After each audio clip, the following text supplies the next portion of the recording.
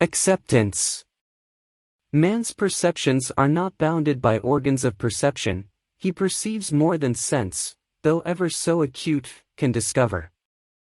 However much you seem to be living in a material world, you are actually living in a world of imagination. The outer, physical events of life are the fruit of forgotten blossom times, results of previous and usually forgotten states of consciousness. They are the ends running true to ofttimes forgotten imaginative origins.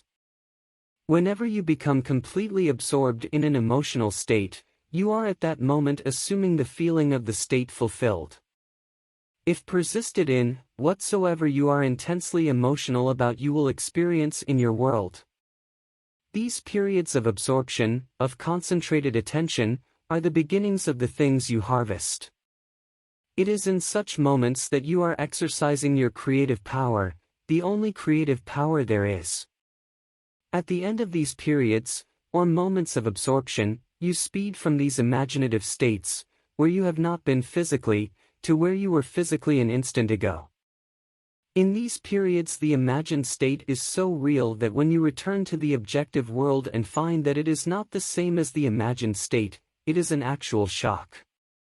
You have seen something in imagination with such vividness that you now wonder whether the evidence of your senses can now be believed, and like Keats you ask, was it a vision or a waking dream? Fled is that music? Do I wake or sleep? This shock reverses your time sense.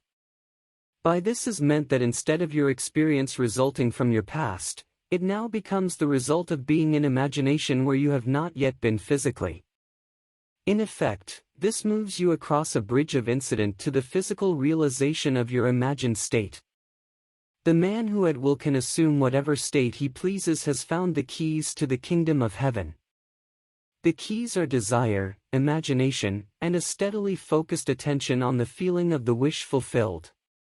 To such a man any undesirable objective fact is no longer a reality and the ardent wish no longer a dream. Prove me now herewith, saith the Lord of hosts, if I will not open you the windows of heaven, and pour you out a blessing, that there shall not be room enough to receive it. Malachi 3 verse 10. The windows of heaven may not be opened and the treasures seized by a strong will, but they open of themselves and present their treasures as a free gift, a gift that comes when absorption reaches such a degree that it results in a feeling of complete acceptance. The passage from your present state to the feeling of your wish fulfilled is not across a gap. There is continuity between the so-called real and unreal. To cross from one state to the other, you simply extend your feelers, trust your touch, and enter fully into the spirit of what you are doing. Not by might nor by power but by my spirit, saith the Lord of hosts. Assume the spirit, the feeling of the wish fulfilled, and you will have opened the windows to receive the blessing. To assume a state is to get into the spirit of it. Your triumphs will be a surprise only to those who did not know your hidden passage from the state of longing to the assumption of the wish fulfilled. The Lord of hosts will not respond to your wish until you have assumed the feeling of already being what you want to be, for acceptance is the channel of his action. Acceptance is the Lord of hosts in action.